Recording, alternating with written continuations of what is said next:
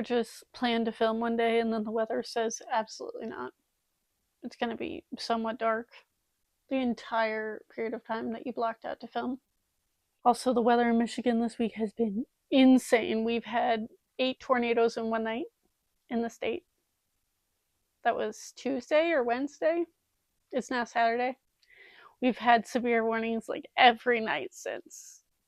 I don't know what sleep is anymore. Hey guys, my name is Haley, and I'm trying to get back on my book recommendation videos because I feel like I haven't done them in probably well over a year since my life got uprooted last year.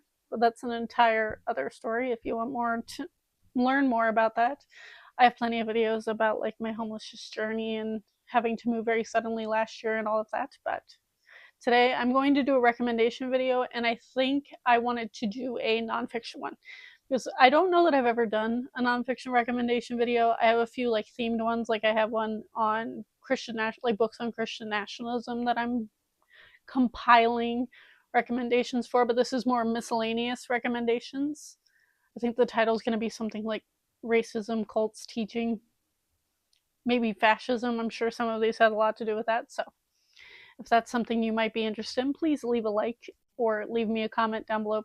Please interact with the video because I am hoping to get to 1,000 subscribers this year and possibly monetize this channel. With all of the chaos that's been going on in the rest of my life, that would be very helpful to me financially. So if you enjoyed this, I would appreciate that.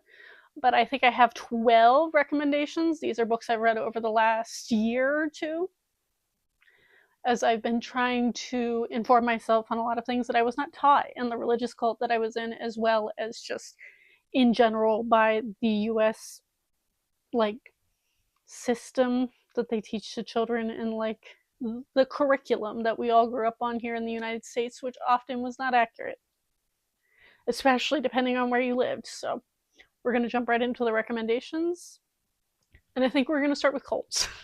So the first recommendation I have is Educated by Tara Westover. I know everyone and their mother recommended this book back when it came out. I just read it, I think, a year and a half or so ago.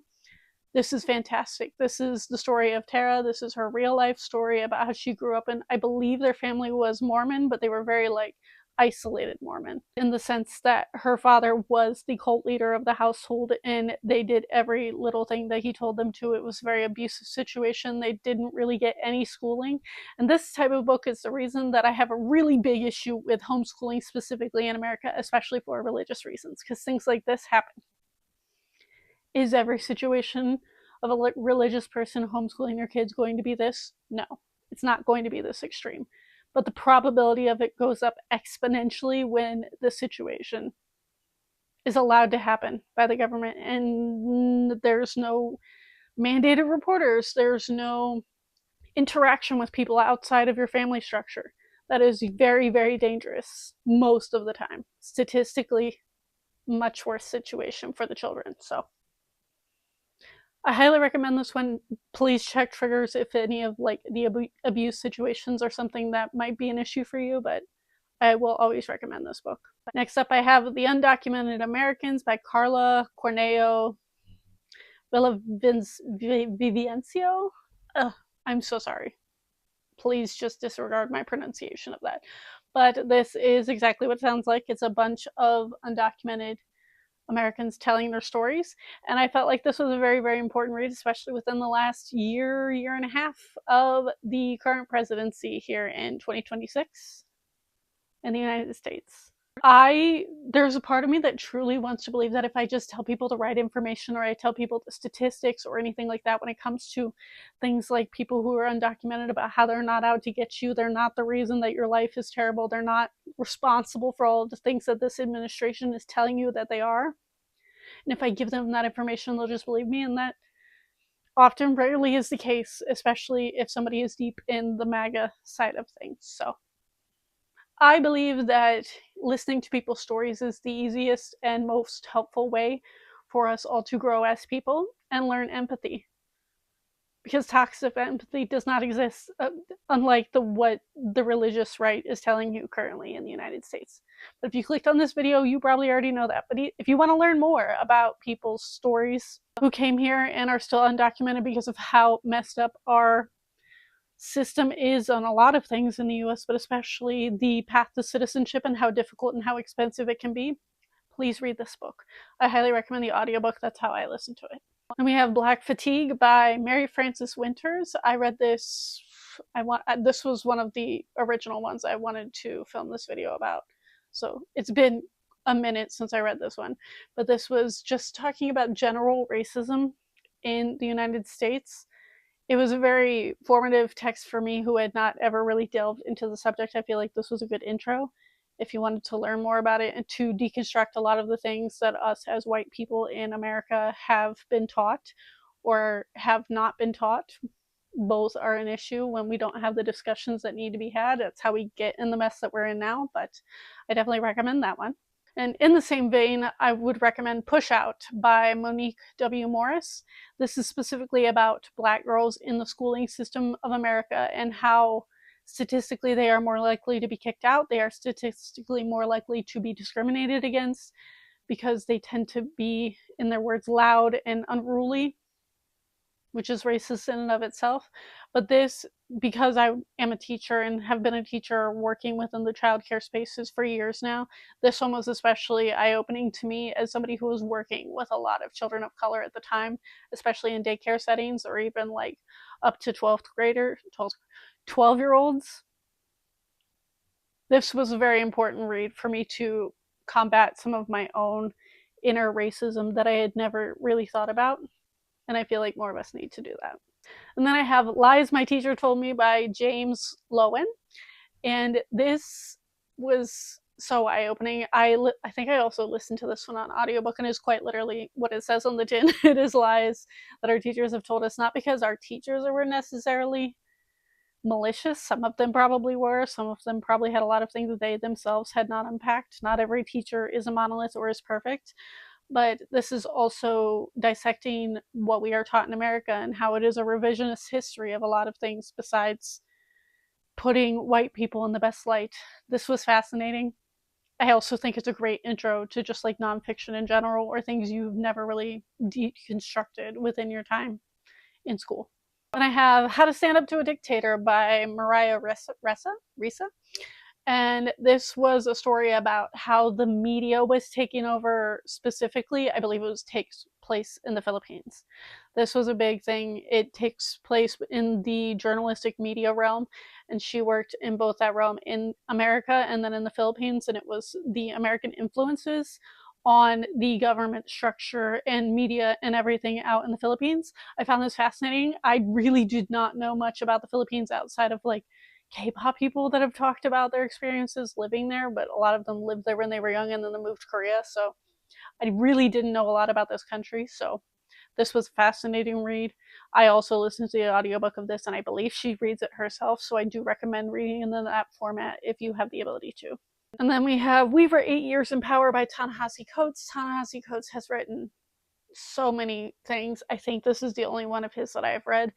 But this is a big, broad look at the Obama presidency. Was Obama a perfect president? No. Did he have issues? Yes. Was he demonized to all hell by the religious right? Also, yes. That's a whole nother subject.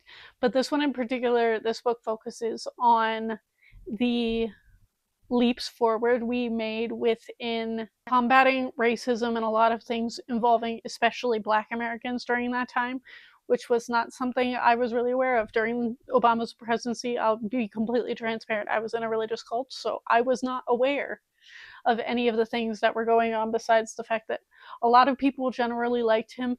My specific flavor of evangelicalism didn't like completely demonize him. They were more focused on the gay marriage than they were the racism. So that's just my interpretation of the Obama years. But Ta-Nehisi Coates talks a lot about how we did make quite a few leaps and bounds forward, and it feels like we have taken like 16 steps back since Trump got in the office the first time in 2016. So this was a very interesting look at Obama's presidency from a different lens that I had never thought about before. Speaking of Trump presidency, It's Too Much and Never Enough by Mary L. Trump, which I believe is his niece. I don't think it's a cousin, I think it's his niece. And she is one of the few people who have been the whistleblowers when it comes to combating a lot of the narratives involving the Trump family, and this gives you a very good idea and look at why Trump is the way that he is. It also baffles me that I know a lot of MAGA will never read this book because it does not fit their narrative, and they have a very hard time looking outside of that box because their blinders have been successfully put on. But this one in particular shows how harmful his experience and growing up with his father was. There was a lot going on there that does not excuse his current actions and overall personality. But this is a very good scope on what went on in the Trump's household when they were children and then as young adults, and why he is the way that he is now.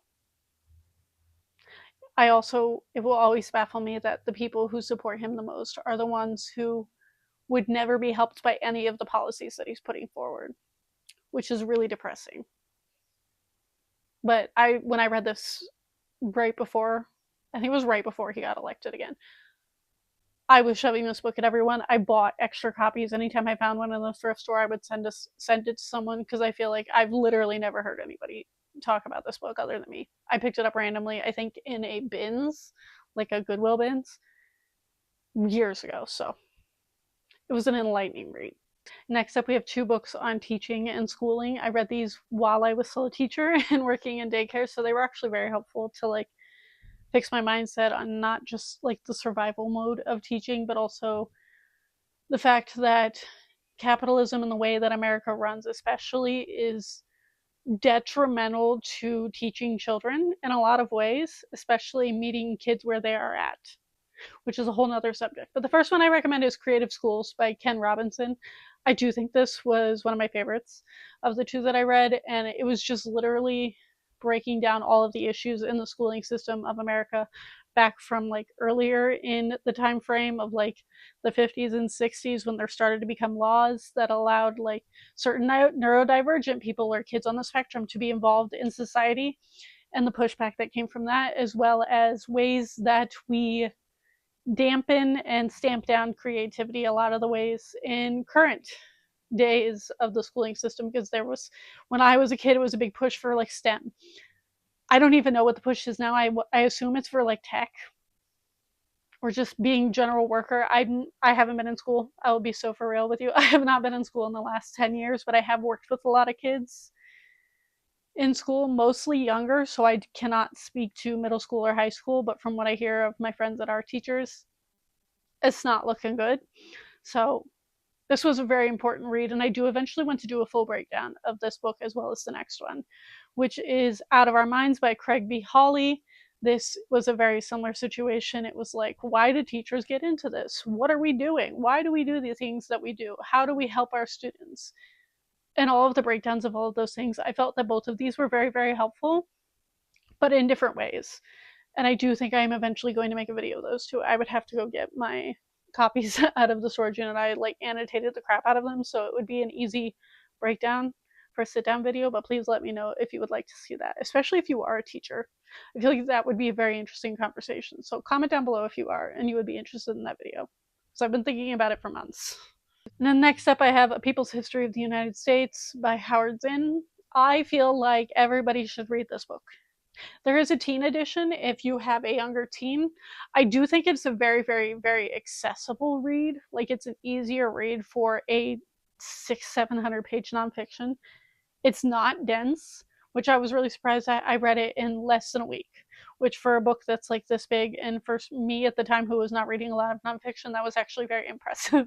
So I also don't know if I lost my annotated copy. Long story short, we were moving cross country last summer or last fall. I shipped a bunch of books back, and an entire box of like $200 worth of books went missing. But I'm still traumatized by it. And I do think this was one of them, and I'm so upset about it because I annotated the crap out of this book, but that just means I need to reread it. That's what I've been telling myself.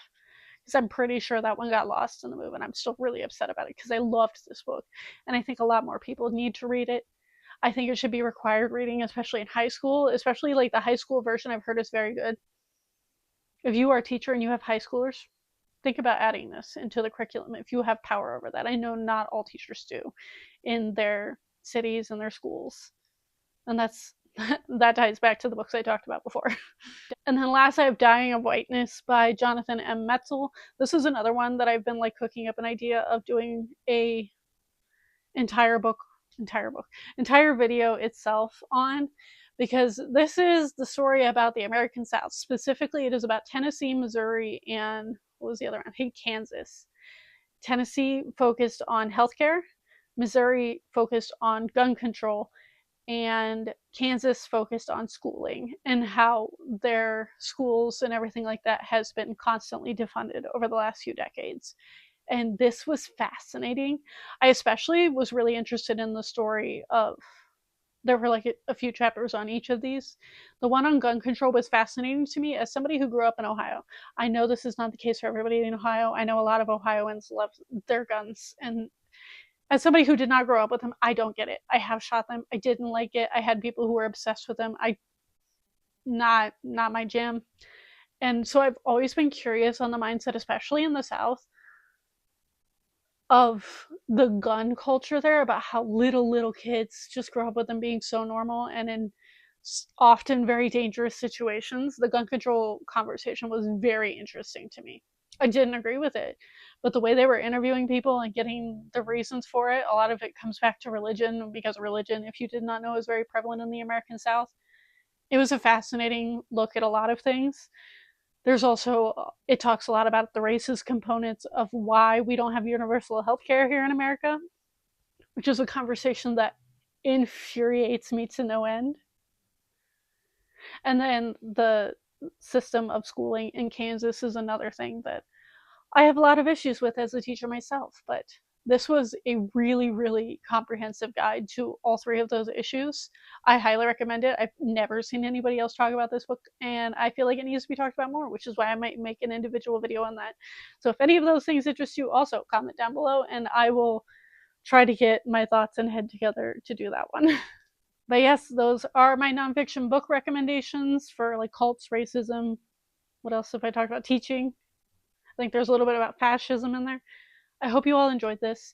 If you watch this and you got to the end and you don't know what to say, please leave me, what do we have? Leave me the black heart emoji in the comments down below. But thank you all for watching. I hope you all enjoyed, and I will see all of you guys next time.